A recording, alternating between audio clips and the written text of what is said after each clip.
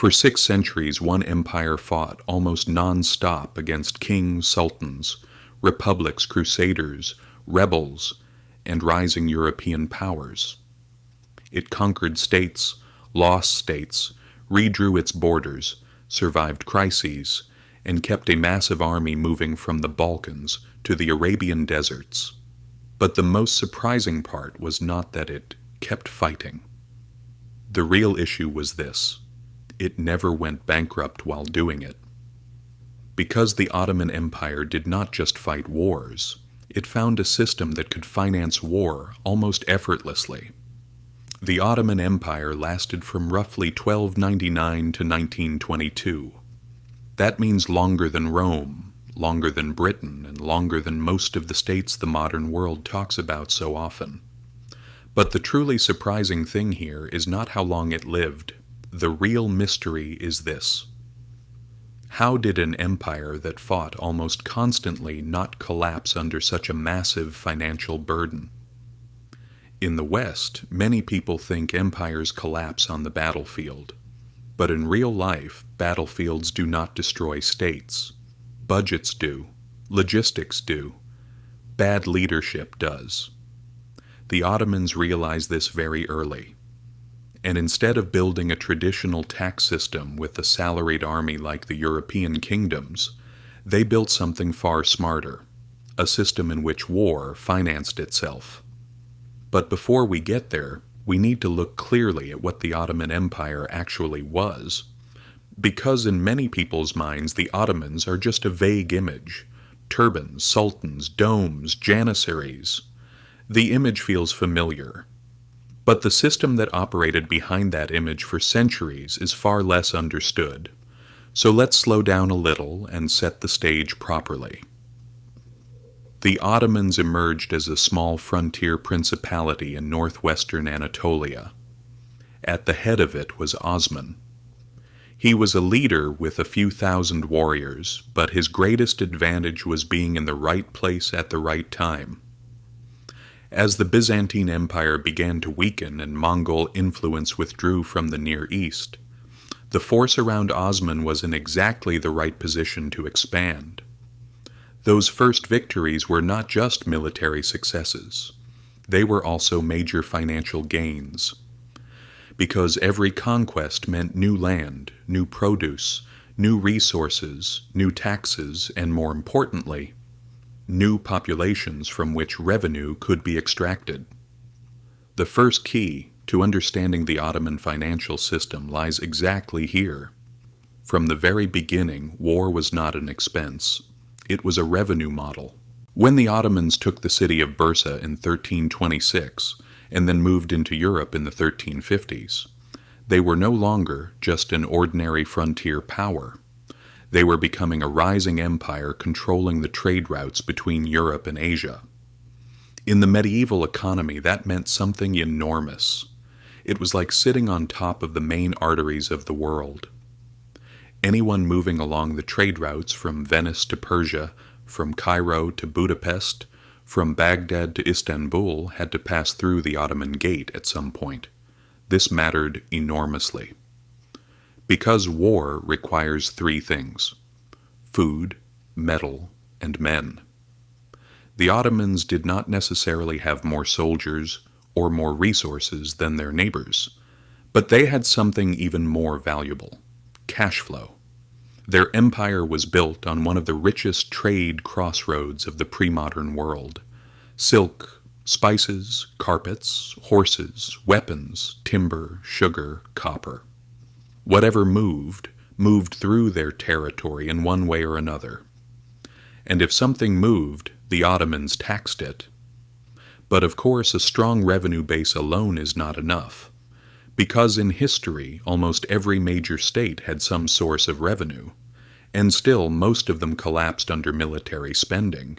What made the Ottomans different was not simply that they had income, but how they managed it. They turned the army into a structure that financed itself, and this is where the story moves from geography into design, to one of the most important and most misunderstood systems in Ottoman history: the Timar system. Think about it this way. What is one of the biggest problems for any state? Payroll. Modern states spend fortunes on professional soldiers, salaries, equipment, horses, logistics, and pensions. An army is an enormous structure that consumes the state budget. The Ottomans solved this problem in a very different way. They did not pay their soldiers in cash. They gave them rights. A Timar was basically a tax district. A cavalryman, usually called a sipahi, was granted the right to collect taxes from a specific village or region. In return, that soldier had to feed his own horse, provide his own equipment, carry his own weapons, and be ready when campaign season came. In other words, the state was not paying him money. The soldier was financing his own military existence. This was one of the most intelligent financial designs in world history. The state reduced its own expenses. It made the soldier directly interested in local order, because the more stable the village was, the more stable the taxes were. For the peasant, the system was also more predictable. And the state could maintain a large cavalry force without draining the treasury. Imagine a government today telling a soldier, instead of paying you a salary, you collect the tax revenue of this district. It sounds dangerous, yes, and it was. But in the 1300s and 1400s, this model worked unbelievably well.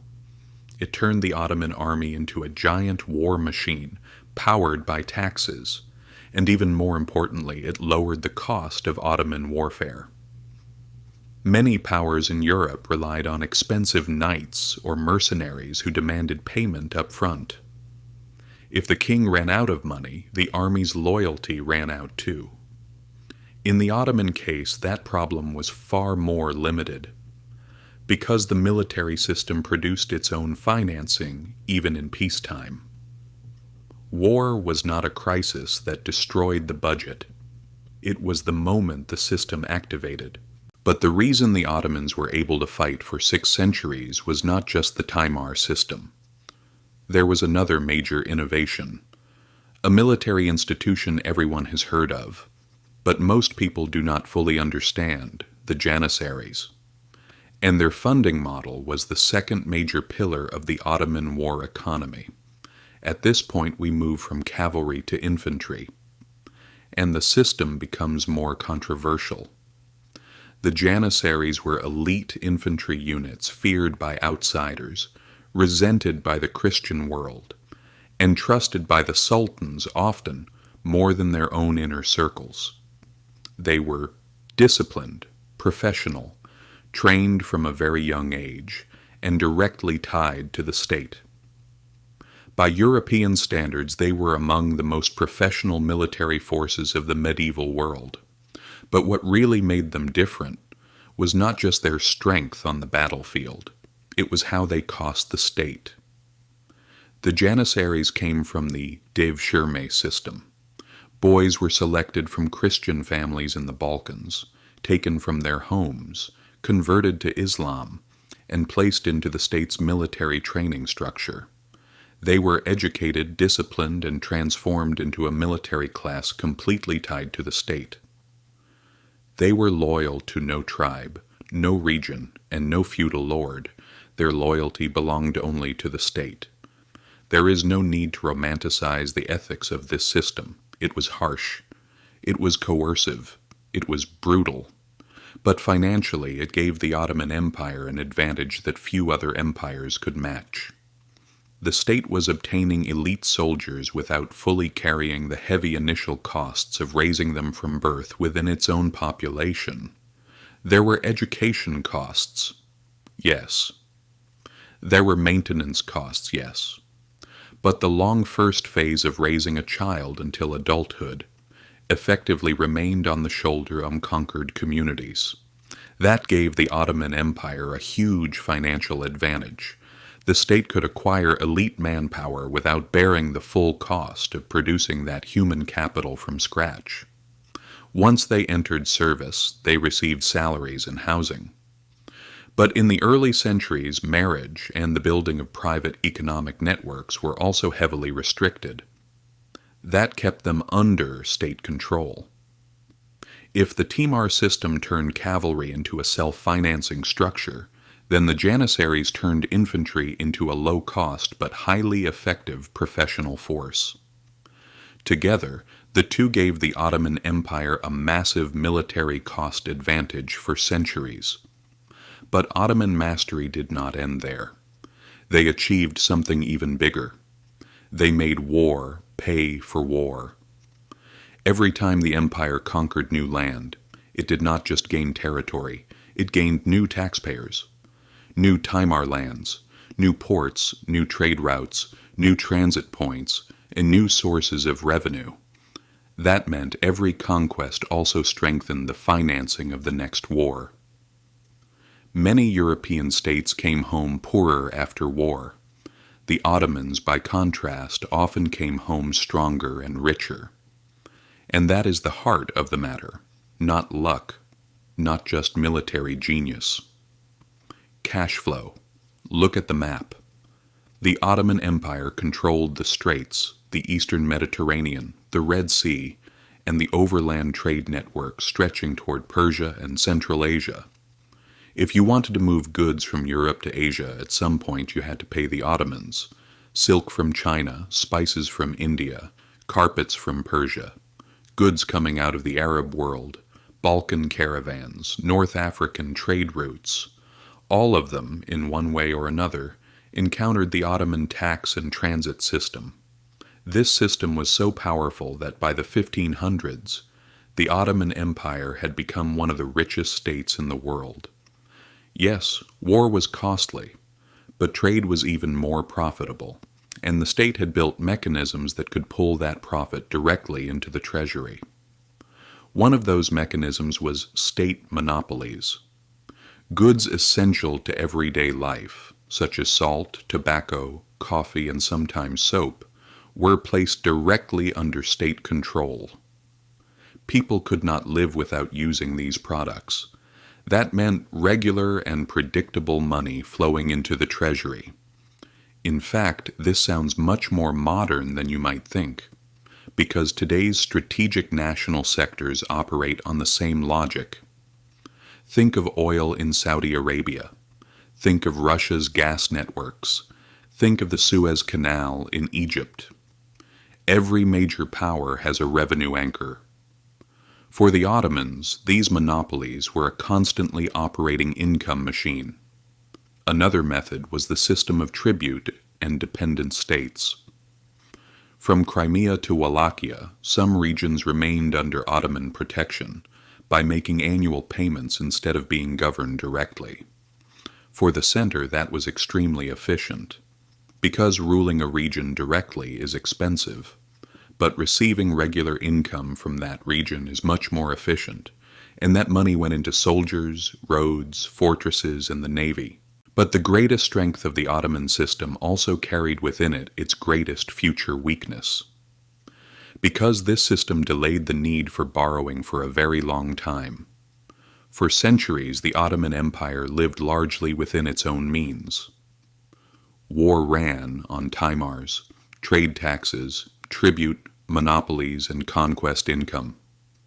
There was no massive spiral of foreign debt, no treasury-choking bond markets, no structure in which foreign creditors determined the fate of the state. But of course, that did not last forever. From the late 1600s onward, the world began to change. Europe industrialized. Armies changed technologically. The center of trade shifted from overland routes to overseas routes. In other words, global trade no longer had to pass through Ottoman territory. Suddenly, one of the empire's greatest advantages began to erode. At the same time, the Timar system was also breaking down. Local tax holders began abusing the system. Central oversight weakened. Military efficiency fell. Then the Janissaries also started to change. What had once been a disciplined professional force gained political influence, privilege, and wealth over time. Eventually, it stopped behaving like a military corps serving the state and started behaving like a state within the state. They resisted reforms, created financial burdens, and became one of the greatest obstacles to modernization. And when the empire began moving toward a European-style modern army, it had to face something it had avoided for centuries: cash salaries. And if cash salaries were needed, then cash was needed. The thing the Ottomans had avoided for centuries returned at exactly this point: debt. In the 1800s, the Ottoman Empire began borrowing heavily from European banks at high interest rates. The very European powers it had once outmaneuvered, balanced, or managed were now controlling its financial arteries. Debt grew, payments stalled, and in 1881 the empire was forced to place an important part of its finances under the control of an international body dominated by French and British influence. For an empire that had lived with financial independence for centuries, this was an extraordinarily humiliating turning point. And honestly, this story feels very familiar. A great power rises through financial discipline. It stays standing through smart systems. It ignores the warning signs. Then, when the economics stop working, it slowly starts to unravel. That is exactly why the Ottoman story does not belong only to the past. It belongs very much to the present, too. Look at the old Timar system. Today you can see its modern version in state contracts and privatized military logistics. Modern states hand huge parts of military activity to private companies. By doing so, they reduce the direct burden of payroll. The logic is the same. Push costs away from the center. Trade choke points are still just as important today. Only instead of caravan routes, we now have energy corridors, straits, and maritime trade lanes: Hormuz, Suez, the South China Sea. Whoever controls the narrow passage influences the flow of money. State monopolies have not disappeared either. Today we see them in national oil companies, gas networks, and sovereign wealth funds. The role played by Saudi Aramco is, in logic, much closer to the Ottoman salt monopoly than most people realize. Conquest may no longer look classical, but resource-driven power struggles are still with us. States chase influence not just for prestige, but for energy reserves, minerals, pipelines, and strategic geography. And what about late-stage borrowing? That is still with us too. Argentina, Greece, even the debt debates in the United States. The logic never really changes, only the decoration does. So, the lesson here is very clear. Empires do not die on the battlefield. They die on the balance sheet. The Ottoman Empire stayed alive for 6 centuries because its financial system was disciplined, efficient, and brilliantly designed to turn war into revenue. Its decline came when that system broke down. It came when expansion no longer paid for itself. It came when trade routes began bypassing Ottoman territory. It came when soldiers became expensive. And it came when debt grew so large that the empire's future passed into foreign hands.